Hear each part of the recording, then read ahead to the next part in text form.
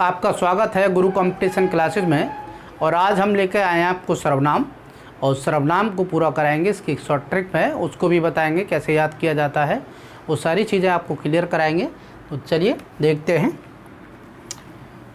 सर्वनाम, सर्वनाम दो शब्दों से मिलकर बना है, सर्वधन नाम। इसका अर्थ होता है मित्रों सबका नाम,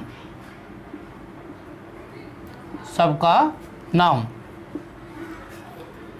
सर्वनाम यानी जो शब्द संज्ञा के स्थान पर प्रयोग किए जाते हैं, संज्ञा के स्थान पर प्रयोग किए जाते हैं, उनको हम सर्वनाम कहते हैं। परिभाषा में देखेंगे आप, जो शब्द संज्ञा के स्थान पर प्रयोग किए जाते हैं, संज्ञा के स्थान पर प्रयोग किए जाते हैं,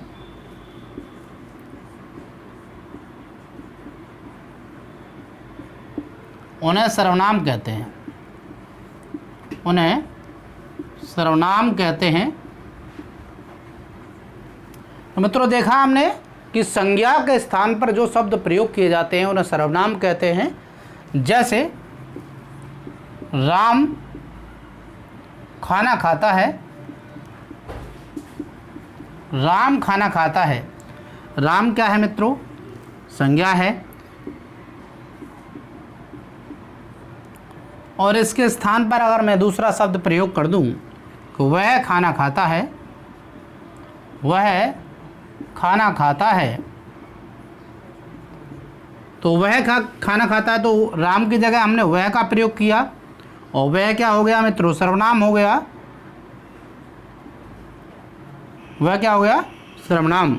तो जो शब्द संज्ञा के स्थान पर यानी राम के स्थान पर प्रयोग हुआ वह सर्वनाम हो गया। सर्वनामों का प्रयोग किया जाता है इसलिए कि हम कोई पत्र लिखें या कुछ कहानी लिखें, उसमें हम किसी के ऊपर लिख रहे हैं। जैसे हम कोई लिखते हैं कि महात्मा गांधी हमारे देश के राष्ट्रपिता माने जाते हैं, महात्मा गांधी का जन्म, या महात्मा गांधी पोरबंदर में जन्म हुआ था, महात्मा गांधी महात्मा गांधी महात्मा गांधी, बार बार रिपीटेशन होगा तो पढ़ने में अरुचिकर होगा, अच्छा नहीं लगेगा, शोभा नहीं लगेगी। तो हम क्या करेंगे कि महात्मा गांधी जो है एक बार शब्द प्रयोग करेंगे संज्ञा, और उसके स्थान पर सर्वनामों का प्रयोग करेंगे। ठीक है। जैसे महात्मा गांधी को भारत का राष्ट्रपिता माना जाता है, उनका जन्म पोरबंदर में हुआ था, वे राष्ट्रीय आंदोलन में या उन्होंने राष्ट्रीय आंदोलन में बढ़ चढ़कर भाग लिया था, तो वे, उन्होंने या उनका, ये जो शब्द आ रहे हैं वो सर्वनाम हैं। और सर्वनाम इसलिए आ रहे हैं कि जो कहानी है, जो स्टोरी है, उसको रुचिकर बनाने के लिए संज्ञा के स्थान पर सर्वनामों का प्रयोग किया जाता है। इस बात को आपको याद रखना है। ठीक है। तो जैसे अगर मैं यहाँ पर लिख देता हूँ कि पॉइंट आपको बोलना नहीं है कि संज्ञा के स्थान पर प्रयोग होने वाले शब्द सर्वनाम कहलाते हैं। जैसे राहुल एक अच्छा लड़का है, राहुल एक अच्छा लड़का है। ठीक है। राहुल के पिता डॉक्टर हैं, राहुल के पिता डॉक्टर हैं। राहुल की माँ अध्यापिका हैं, अध्यापिका हैं। राहुल की बहन खाना बना रही है, खाना बना रही है। आपने एक पॉइंट देखा कि बार बार राहुल रिपीट हो रहा है, राहुल राहुल राहुल राहुल। यह संज्ञा है, राहुल व्यक्तिवाचक संज्ञा है। और राहुल एक अच्छा लड़का है, राहुल के पिता डॉक्टर हैं, राहुल की माँ अध्यापिका है, राहुल की बहन खाना बना रही है, खाना बना रही है, सॉरी इसको साफ लिख लीजिएगा, खाना बना रही है। तो आपने देखा राहुल बार बार आ रहा है, तो हमको क्या करना है कि इसको राहुल को एक बार रखना है, उसके स्थान पर हमें बार बार संज्ञा की जगह सर्वनाम का प्रयोग करना है, तो उसकी शोभा बढ़ जाएगी। जैसे राहुल एक अच्छा लड़का है, उसका क्या करेंगे, यहाँ पर क्या करेंगे, उसके पिता डॉक्टर हैं, उसकी माँ, उसके पिता डॉक्टर हैं, उसकी माँ अध्यापिका है, उसकी बहन खाना बना रही है। तो जो शब्द हमने संज्ञा के स्थान पर प्रयोग किए वो सर्वनाम हो गए, और सर्वनाम से क्या होता है, पढ़ने में रुचिकर लगता है, शोभा बढ़ती है, अच्छा लगता है, इसीलिए हम किसका प्रयोग करते हैं, सर्वनामों का प्रयोग करते हैं। तो सर्वनाम की संख्या, मूल सर्वनाम 11 होते हैं, याद रखना, मूल सर्वनाम 11 होते हैं। कितने होते हैं मित्रों, 11 मूल सर्वनाम 11 होते हैं। कौन कौन से, मैं, तू, आप, जो, सो, कोई, कुछ, कौन, क्या।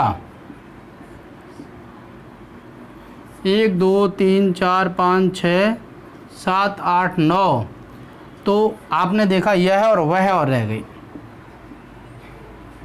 यह और वह। तो मूल सर्वनामों की संख्या कितनी हो गई मित्रों, 11। मैं, तू, आप, जो, सो, कोई, कुछ, कौन, क्या, यह वह, ये कितने सर्वनाम हो गए मित्रों, 11 हो गए। याद रहे इनकी संख्या 11 हो गई। तो कभी पूछा जाए मूल सर्वनामों की संख्या कितनी होती है, तो 11 होती है, इसको भूलना नहीं है, ठीक है। और अगर सर्वनाम के टाइप पूछे जाएँ तो आप टाइप बताएंगे कि 6 प्रकार के होते हैं। वो किस प्रकार हैं वो देखिए आप, सर्वनाम 6 प्रकार के होते हैं। मूल सर्वनामों की संख्या 11 होती है, भूलना नहीं है। सर्वनाम का अर्थ होता है सबका नाम, ये परीक्षा में पूछा गया है, सबका नाम। संज्ञा के स्थान पर प्रयोग होने वाले शब्द सर्वनाम कहलाते हैं। यानी सर्वनाम 6 प्रकार के होते हैं। सर्वनाम 6 प्रकार के होते हैं। सर्वनाम 6 प्रकार के होते हैं। 6 प्रकार मित्रों कौन से हैं? नंबर 1 पुरुषवाचक सर्वनाम, नंबर 2 निश्चयवाचक,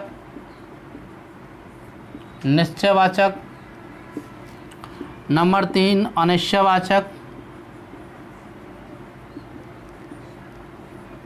नंबर 4 प्रश्नवाचक, नंबर 5 जो आएगा वो संबंधवाचक, और नंबर 6 निजवाचक सर्वनाम। कितने हो गए? 6 प्रकार के सर्वनाम हो गई। इसकी एक ट्रिक है, शॉर्ट ट्रिक आपको याद रखना है। पुनिया का सपना, पुनिया का सपना, पुनिया का सपना एक ट्रिक है इसकी। 6 सर्वनाम को याद करने की, यानी पू से पुरुषवाचक, ना से निश्चयवाचक, नी से, आ से अनिश्चयवाचक, और सा से संबंधवाचक, और पा से प्रसन्नवाचक, और ना से निजवाचक। यानी पुनिया का सपना है, पुनिया का सपना पूरा हो जाएगा, जो सर्वनाम सीखने का है वो पूरा हो जाएगा। पुरुषवाचक, निश्चयवाचक, अनिश्चयवाचक, का को साइलेंट रखना है, और सा से संबंधवाचक, पा से प्रसन्नवाचक, ना से निजवाचक। यानी आपको याद रखने नहीं, एक शॉर्ट ट्रिक है 6 सर्वनाम को याद करने की। वो क्या है? पुनिया का सपना। बोलोगे नहीं ना, पुनिया का सपना, बड़ा आसान है, पुनिया का सपना याद हो जाएगा। क्लियर है? चलते हैं पुरुषवाचक सर्वनाम पर। पुरुषवाचक सर्वनाम पर एक एक करके आपको क्लियर कर देते हैं। यहाँ सर्वनाम, पुरुषवाचक सर्वनाम,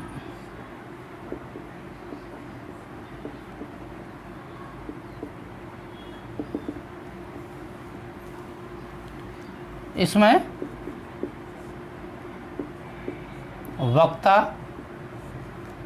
यानी बोलने वाला, बोलने वाला, श्रोता,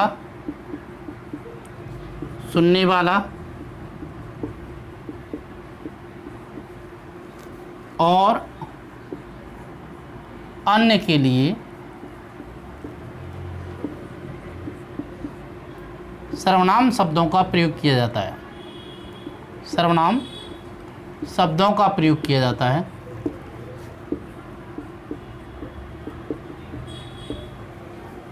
प्रयोग किया जाता है। इसके भी 3 भेद होते हैं मित्रों। पुरुषवाचक के भी 3 भेद हैं।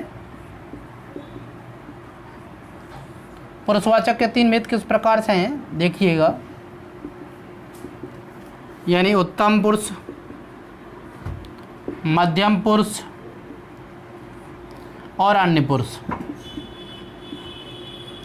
मध्यम और अन्य और उत्तम, यानी उत्तम में वक्ता होता है, बोलने वाला, या श्रोता होता है, या तीसरा अन्य होता है जिसके विषय में बात की जा रही है। जैसे मैं बोल रहा हूँ, मैं पढ़ा रहा हूँ, मैं लिख रहा हूँ, तो मैं हो गया उत्तम पुरुष, ठीक है। और आप सुन रहे हैं, आप पढ़ रहे हैं, तो आप हो गए मध्यम पुरुष। और हम दोनों मिलकर किसी तीसरे के बारे में बात कर रहे हों तो वो हो गया अन्य पुरुष।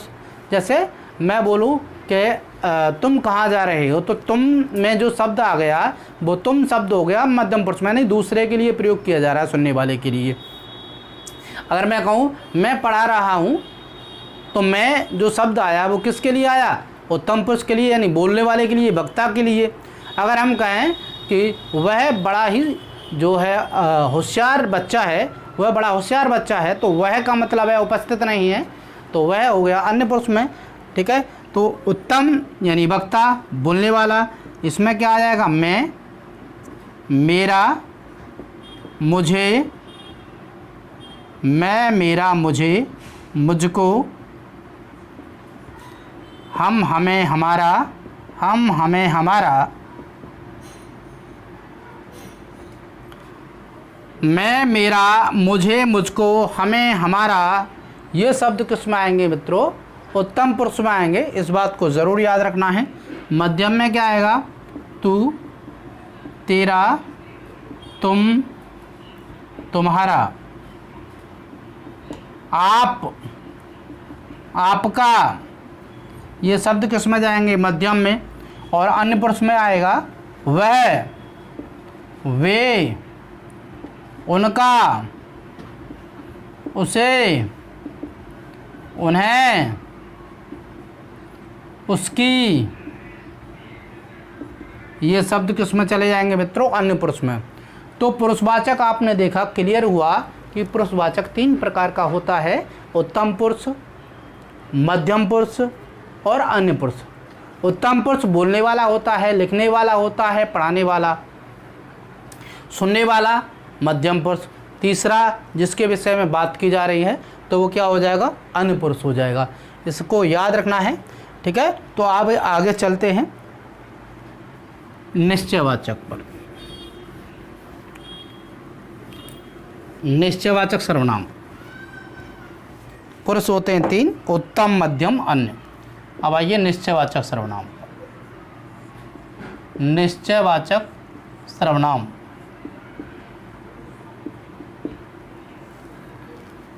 निश्चयवाचक जो सर्वनाम शब्द, जो सर्वनाम शब्द किसी निश्चित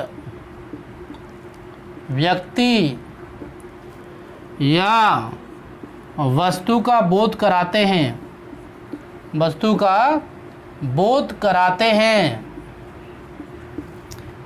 जो सर्वनाम शब्द किसी निश्चित व्यक्ति या वस्तु का बोध कराते हैं वो क्या कहलाते हैं, निश्चयवाचक।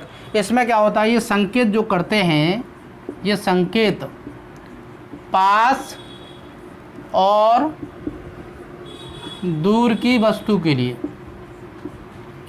दूर की वस्तु या व्यक्ति के लिए संकेत करते हैं।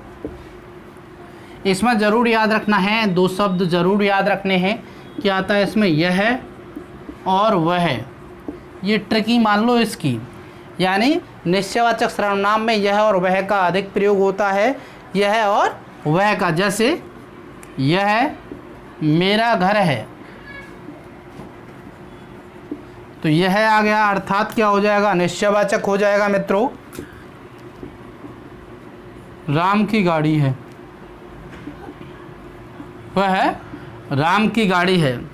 ठीक है, याद रखना। नेक्स्ट पॉइंट वह आ गया। और अगर आपसे पूछा जाए कि यह मेरा बगीचा है, तो यह मेरा बगीचा है, यह में भी क्या हो जाएगा? निश्चयवाचक। यानी पास और दूर की वस्तुओं की या व्यक्तियों की ओर जो संकेत करता है या निश्चित वस्तु या व्यक्ति का बोध कराता है, वह जो होता है वो निश्चयवाचक सर्वनाम होता है मित्रों। भूलना नहीं है। इसमें दो शब्द आपको ज़रूर याद रखने हैं, यह और वह। इसमें ये भी आ सकता है, इसमें वे भी आ सकता है, से भी आ सकता है। वो वचन के ऊपर है, एक वचन है या बहुवचन है, पास है या दूर है, ये सारी चीज़ें इसमें आ सकती हैं। आगे आइए अनिश्चयवाचक सर्वनाम। तो समझ में आ गया। निश्चयवाचक में याद रखना है यह और वह। निश्चयवाचक में यह और वह। अब आइए मित्रों अनिश्चयवाचक सर्वनाम। अनिश्चयवाचक सर्वनाम। अनिश्चयवाचक सर्वनाम। अनिश्चयवाचक सर्वनाम में क्या हो जाएगा? जिन सर्वनाम शब्दों से, जिन सर्वनाम शब्दों से, जिन सर्वनाम शब्दों से निश्चित व्यक्ति या वस्तु का बोध नहीं होता है,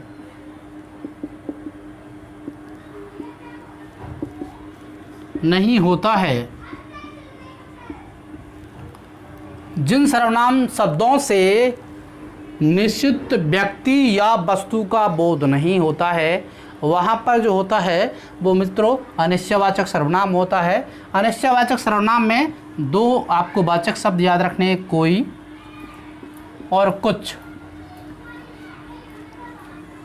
कोई और कुछ ये शब्द किस में आते हैं? अनिश्चयवाचक में आते हैं। जैसे दरवाजे पर कोई खड़ा है, दरवाजे पर कोई खड़ा है, पता नहीं कौन खड़ा है, निश्चित नहीं है, अनिश्चय है या अनिश्चित है, डेफिनेट नहीं है, पता नहीं कौन खड़ा है, तो इसीलिए यहाँ पर क्या हो जाएगा? अनिश्चयवाचक सर्वनाम हो जाएगा। अगर यहाँ आपसे एक और क्वेश्चन कर दिया जाए कि चाय में कुछ गिरा है, चाय में कुछ गिरा है, कुछ क्या हो जाएगा? ये भी अनिश्चयवाचक हो जाएगा। तो आपने देखा कोई और कुछ कौन से सर्वनाम होते हैं? अनिश्चयवाचक सर्वनाम होते हैं। ये निश्चित वस्तु या व्यक्ति का बोध नहीं कराते हैं, अर्थात ये क्या होते हैं? अनिश्चयवाचक सर्वनाम होते हैं। इसको आपको याद रखना है, भूलना नहीं है बिल्कुल भी। अनिश्चयवाचक सर्वनाम जिन सर्वनाम शब्दों से निश्चित व्यक्ति या वस्तु का बोध नहीं होता, यानी नहीं होता है, तो वो क्या हो जाता है? अनिश्चयवाचक सर्वनाम हो जाता है। इसमें क्या आता है? कोई, कुछ आता है। यानी दरवाजे पर कोई खड़ा है, चाय में कुछ गिरा है, किसी ने मुझे बुलाया है, पता नहीं किसने बुलाया है, तो ये शब्द क्या हो जाएंगे? अनिश्चयवाचक हो जाएंगे। बोले नहीं आप, इनको याद कर लेना। हर सर्वनाम में आपको वाचक शब्द जरूर याद करने हैं। कौन सा शब्द किस सर्वनाम में आता है इसका आपको ज़रूर याद रखना है मित्रों, ज़रूर याद रखना है। ठीक है, तो नेक्स्ट आप देखिएगा।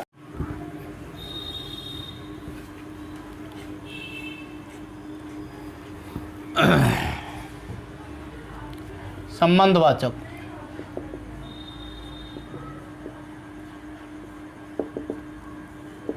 संबंधवाचक सर्वनाम में जो सर्वनाम शब्द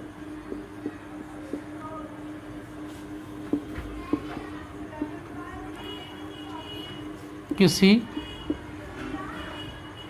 अन्य संज्ञा या सर्वनाम से संबंध दर्शाते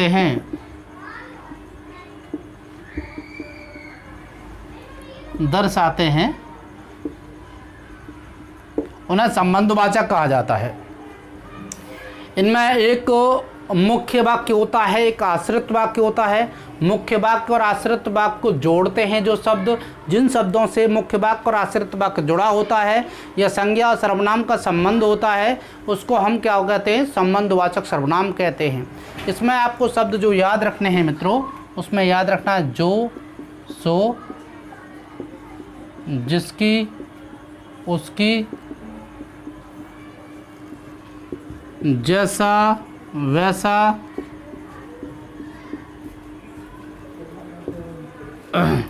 जैसा वैसा, जिसकी उसकी, जो करेगा सो भरेगा, जिसकी लाठी उसकी वह, जैसा वैसा, और भी शब्द आते हैं। वह, जो, जिसे, वही, वह, जो, जिसे, वही, जिसे, वही। ये पॉइंट किस में आ जाएंगे मित्रों? संबंधवाचक सर्वनाम में आ जाएंगे, इसको भूलना नहीं है। और एग्जाम्पल आपको इसमें से देख लेने हैं। यानी एग्जाम्पल में क्या आ जाएगा? जो करेगा सो भरेगा। जो और सो आ गया तो कौन सा हो गया? संबंधवाचक हो गया। जिसकी लाठी उसकी भैंस, जिसकी लाठी उसकी भैंस, उसकी भैंस, यानी जिसकी और उसकी आ गया तो संबंधवाचक हो गया। जैसा करोगे वैसा भरोगे, जैसा करोगे वैसा भरोगे, जैसा हो गया वैसा हो गया तो संबंधवाचक हो गया। जिसे देखो वही व्यस्त है, जिसे देखो वही व्यस्त है, तो क्या हो गया? जिसे आ गया वही आ गया। तो यहाँ पर क्या हो जाएगा मित्रों? संबंधवाचक सर्वनाम हो जाएगा। क्लियर हुआ? समझ में आया? मुझे उम्मीद है कि संबंधवाचक सर्वनाम आपको बिल्कुल क्लियर हुआ होगा, समझ में आया होगा। एक एक पॉइंट आपको मैंने समझाया है यहाँ पर, ठीक है। जो सर्वनाम शब्द किसी अन्य संज्ञा सर्वनाम से संबंध दर्शाते हैं वहाँ पर क्या होता है? संबंधवाचक सर्वनाम होता है। जो, सो, जिसकी उसकी, जैसा वैसा, वह, जो, जिसे वही। और एग्जाम्पल भी मैंने बताए आपको। जो करेगा सो भरेगा, जिसकी लाठी उसकी भैंस, जैसी करनी वैसी वरनी, जेते पाँव पसारिए तेती लांबी सौर। ठीक है, ये पॉइंट आपको याद रखना है। ये सब किस में चले जाते हैं? संबंधवाचक सर्वनाम में। नेक्स्ट पॉइंट आपको याद रहे कौन सा? प्रसन्नवाचक सर्वनाम।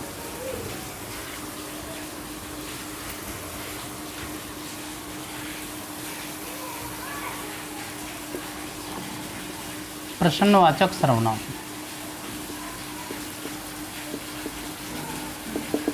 प्रसन्नवाचक सर्वनाम में क्या है? जिन सर्वनाम शब्दों से, जिन सर्वनाम शब्दों से, जिन सर्वनाम शब्दों से किसी प्रश्न के होने का बोध होता है, किसी प्रश्न के होने का बोध होता है, वहाँ पर क्या होता है? प्रसन्नवाचक होता है। इसमें दो शब्द आपको ज़रूर याद रखने, क्या और कौन। क्या और कौन। क्या मित्रों आता है? निर्जीव वस्तु के लिए, निर्जीव के लिए। कौन आता है? प्राणियों के लिए। कौन का प्रयोग क्या होता है? प्राणियों के लिए होता है। यहाँ पर याद रहे, आप क्या खा रहे हो। सिंपल है यार, ये तो याद हो ही जाएगा आपको, कोई दिक्कत थोड़ी होगी इसमें। आप क्या खा रहे हो, क्या आ गया तो क्या हो जाएगा? प्रसन्नवाचक हो जाएगा। हैं? वहाँ कौन खड़ा है, वहाँ कौन खड़ा है, वहाँ कौन खड़ा है तो क्या हो जाएगा? कौन में भी प्रसन्नवाचक हो जाएगा। यानी WH वर्ड टोटल, कौन, कहाँ, किसे, कब, ये सब किस में आ जाएंगे? प्रसन्नवाचक सर्वनाम में आ जाएंगे। बड़ा ही सरल है, कौन का प्रयोग प्राणियों के लिए, क्या का प्रयोग निर्जीव वस्तुओं के लिए किया जाता है, इस बात का आपको ज़रूर याद रखना है। तो ये आपको समझ में आ गया कौन सा प्रश्नवाचक, यानी प्रश्न का बोध कराए, क्वेश्चन का बोध कराए तो वो प्रश्नवाचक हो गया। क्या और कौन इसमें आते हैं, इस बात का आपको ज़रूर याद रखना है। नेक्स्ट पॉइंट है निजवाचक सर्वनाम।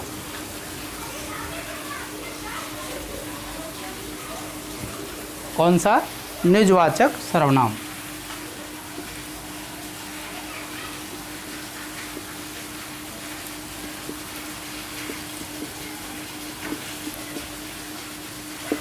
निजवाचक सर्वनाम, निजवाचक में क्या है? वक्ता स्वयं के लिए जिन सर्वनाम शब्दों का प्रयोग करता है, सर्वनाम शब्दों का प्रयोग करता है, उसे क्या कहते हैं? निजवाचक कहते हैं। और निजवाचक के शब्द जरूर याद रखने हैं आपको। खुद, अपने आप, आप, स्वयं, स्वतः, निज, ये ऐसे शब्द हैं मित्रों जो निजवाचक सर्वनाम में आते हैं और निजवाचक सर्वनाम में ही प्रयोग होते हैं। जैसे अगर आपसे एक एग्जाम्पल दे दिया जाए कि मैं खुद चला जाऊंगा, खुद चला जाऊंगा, खुद का प्रयोग हुआ, किस में आता है? खुद निजवाचक में आता है। वह अपने आप खा लेगा, अपने आप खा लेगा, तो भी आपसे पूछा जाएगा कौन सा सर्वनाम? तो निजवाचक सर्वनाम। ठीक है।